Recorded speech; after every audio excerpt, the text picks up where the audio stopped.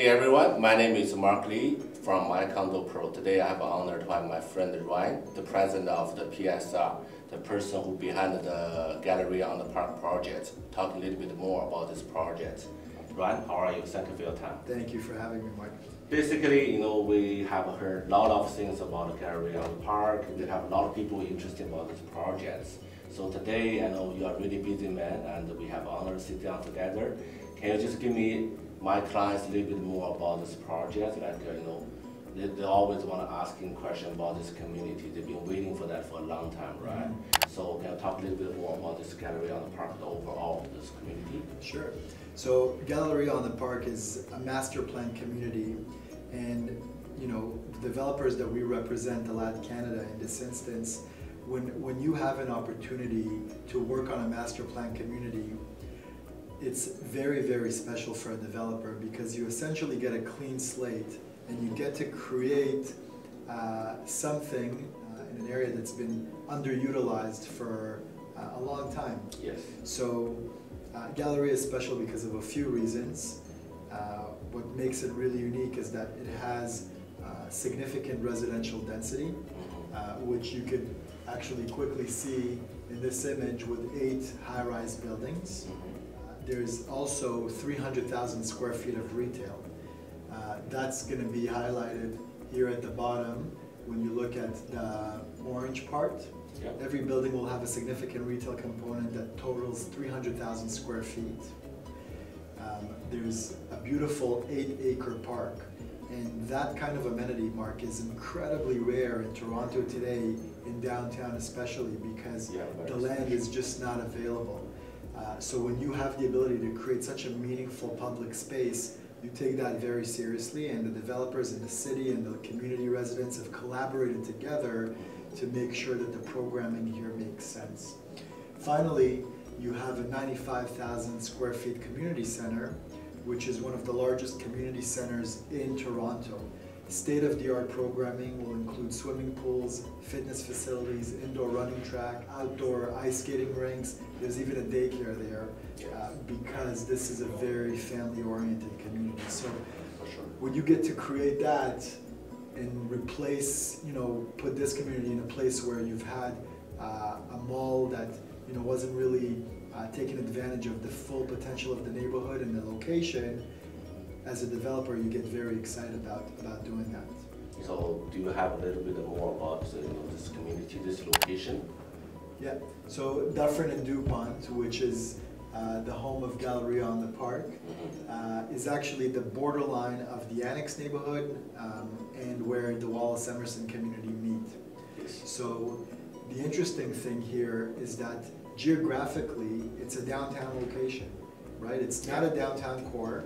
By no means is it Yorkville or the financial district, but it is that first ring right around the core. The value that it could present to potential buyers is significantly higher than some other projects that could be located in the core.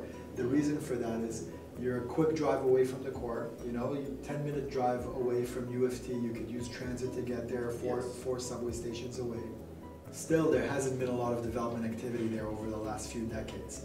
Now that's going to start to change. Some of the largest Canadian developers, REITs in our market and in Canada in general, are starting to take positions and start to take land ownership within this Dupont West Strip. So you have that activity that's happening below the surface, which is typically the first indicator that the neighborhood is about to undertake significant redevelopment. And so when you're buying in the first phase of Galleria on the Park, you're not really only just buying in the first phase of this beautiful master plan community, you're also buying in the first phase of the redevelopment of the full Annex West neighborhood. And that is something that we're really excited about. We think that this is one of the most underutilized pockets in one of the best geographical locations in downtown Toronto, and we can't wait to see the transformation begin. Yes, I can't wait either. I'm probably going to work for the buyer as well. Yes, it's really good for the investment. I know people are going to be enjoy living there, but as an investor like me, I'm a professional investor as well, right? Right. So what do you think the benefits as an investor to invest their monies in the big communities? Yeah, so there's a couple of things at play here. I think that when you invest in a master plan community, differently from investing in a standalone building, there's a lot of third external factors that contribute to the value of the overall investment, right? If you're buying a standalone building in a very well-established neighborhood, the building will appreciate over time based on how the market generally does, right? If the market is good, the building will do well. If the market is not so good, the building will not do so well. It's really tied to how the market does in general. When you have the opportunity to invest in a master plan community, you're investing in a building that is directly surrounded by tens and sometimes hundreds of millions of dollars of infrastructure investment happening right at the bottom of your building. So if the market does well, typically master plan communities actually outperform the growth of general market conditions because all of a sudden you have 300,000 square foot of brand new retail, you have a brand new community center, you have a brand new park. All of these amenities contribute to the appreciation of your property value, right? So in a master plan community, you're buying in a building, but you're also banking on all of the growth that comes with the infrastructure that's going to surround the building, right? And that to me is an incredibly important thing to understand. The second element is that we're seeing prices in the city now hit a point where a lot of investors and a lot of end users are very hesitant, right? Prices for pre-construction in the core are hitting levels that we've never really seen before. Yes. $1,400, $1,500, $1,600, $1,700 per square foot.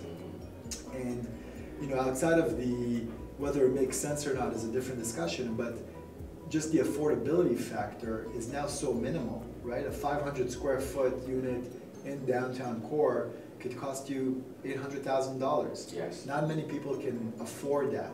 For sure.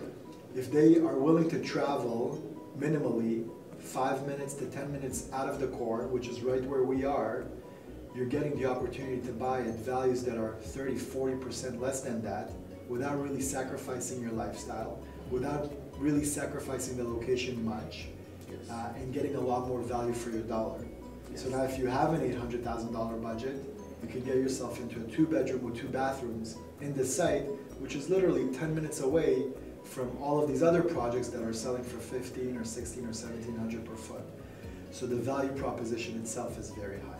100%. You always want to buy low, sell high. That's the thing, right? That's the idea. So for right now, I know the launching will be coming really soon, probably next week. So which building is going to be launching first? Great question. So you see up there on the left side in yellow are the first 2 buildings that we're going to launch. The first one will be the north building, which is the one that's slightly taller. It's 29 stories high.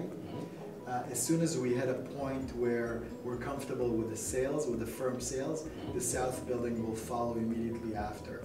Sure. Ideally, we would want to build them together, and so we're launching them in a short span away from each other so that we can hopefully get to a point where we can finance construction and get them both done at the same time. Okay.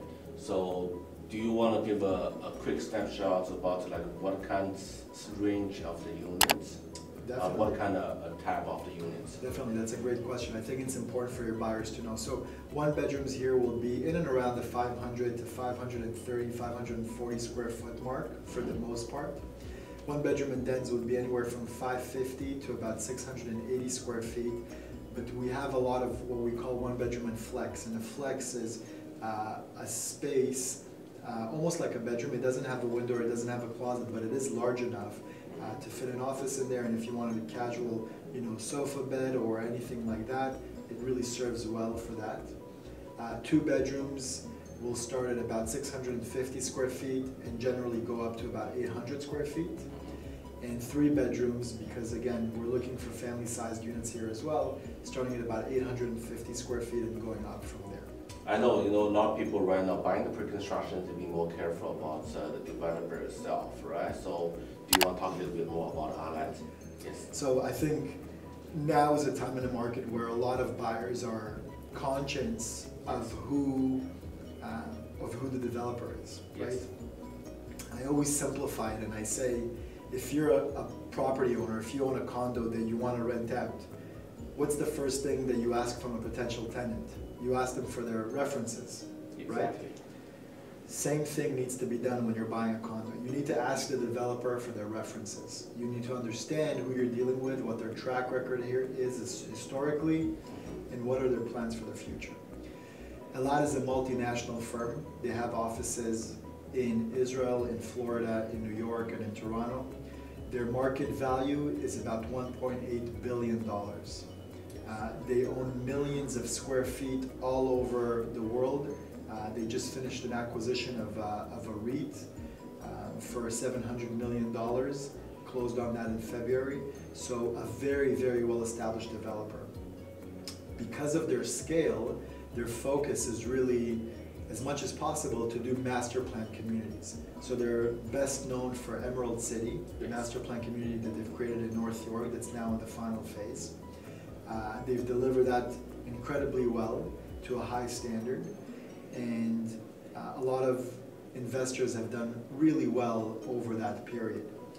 But like with every experience, there's lessons that they've drawn. So all of the lessons that they've learned in Emerald City will now be applied to Galleria to make sure that Galleria is a much better thought through community, and all of the things that they could improve, they are taking that into consideration.